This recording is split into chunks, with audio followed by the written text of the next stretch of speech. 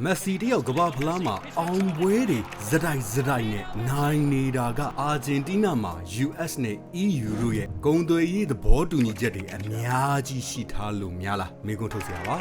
2026ကမ္ဘာဖလားဘောလုံးပွဲမှာအာဂျင်တီးနားအသင်းရဲ့အောင်မြင်မှုတွေနဲ့အတူအမေရိကန်နဲ့အာဂျင်တီးနားတို့အကြားမှာအရေးပါတဲ့စီးပွားရေးဆိုင်ရာဂုဏ်သွေးရေးသဘောတူညီချက်တစ်ခုကိုလက်မှတ်ရေးထိုးလိုက်ပြန်ပါပြီအမေရိကန်ကုန်သွယ်ရေးဌာန USTR နဲ့အာဂျင်တီးနားနိုင်ငံတို့ကြားကုန်သွယ်ရေးနဲ့ယင်းနှိမ့်ညွှန်မှုသဘောတူညီချက်အသစ်ကိုယခုရက်သတ္တပတ်အတွင်းလက်မှတ်ရေးထိုးခဲ့ပါတယ်။ဒီသဘောတူညီချက်အရအမေရိကန်ကုန်ပစ္စည်းများဟာအာဂျင်တီးနားဈေးကွက်ထဲမှာအခွန်ခွင့်သက်သာ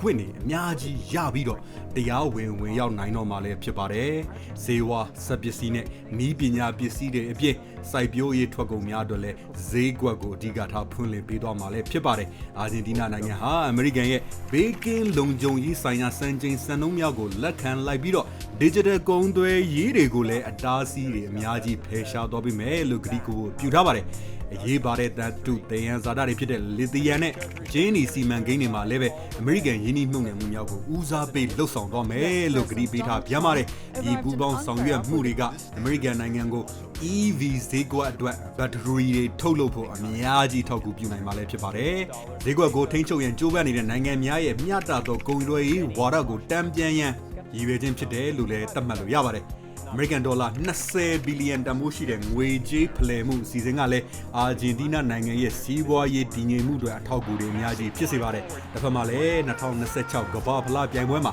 အာဂျင်တီးနားအသင်းရဲ့ခြေစွမ်းနဲ့အတူနိုင်ငံအတွင်းစိတ်တက်ကြွမှုများစွာလည်းရှိနေပြန်ပါတယ်။အမျိုးသားအကျိုးစီးပွားခိုင်မာလာမှုနဲ့အတူအားကစားလောကမှာလည်းအာဂျင်တီးနားရဲ့အောင်မြင်နိုင်စွမ်းဟာလည်းပဲအင်မတန်ကိုမြင့်မားလာနေပါတယ်။ဘောလုံးကွင်းထဲမှာလီယိုနယ်မက်ဆီရဲ့ခေါင်းဆောင်မှုဟာနိုင်ငံတစ်ခုရဲ့အားအင်နေနဲ့တသမတ်ထဲကျနေတယ်လို့ပြောလို့ရမှာဖြစ်ပြီးတချို့တွေဆွဆွဲနေကြသလိုများဖြစ်နေရတာတွေဟာဒီလိုမျိုးနိုင်ငံရေးနယ်များတတ်ဆိုင်နေမလားဆိုတဲ့မေးခွန်းလေးလဲတချို့တွေရဲ့ကြားထဲမှာပေါက်ဖွာလို့လာနေပါတယ်။စီးပွားရေးဆိုင်ရာမဟာဗျူဟာမြောက်ချိတ်ဆက်မှုများကလည်းပဲအာဂျင်တီးနားကိုရှေ့ဆက်သွားစေဖို့အခွင့်အလမ်းသက်များဖန်တီးပေးနေပါတယ်။သမ္မတဟာဗီယာမီလေး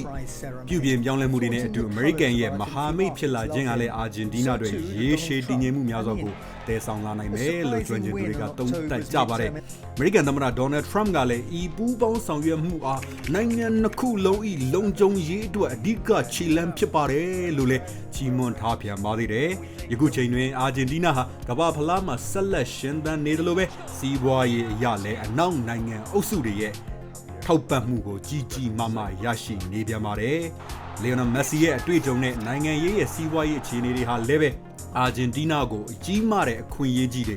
ဆက်လက်ဖော်ဆောင်ပေးနေတာလဲမြင်တွေ့နေရပါသေးတယ်။ယခုဖြစ်ပျက်မြင်တွေ့နေရတဲ့ကမ္ဘာဖလားဟာအဖြစ်ပျက်တွေဟာနောက်ွယ်ကမမြင်ရတဲ့ပါဝါကစားမှုတွေနဲ့များပတ်သက်နေလေမလားပရိသတ်ကြီး Global Lens ရဲ့ comment ထဲမှာထင်မြင်တာလေးတွေကိုမှန်သွားပေးပါ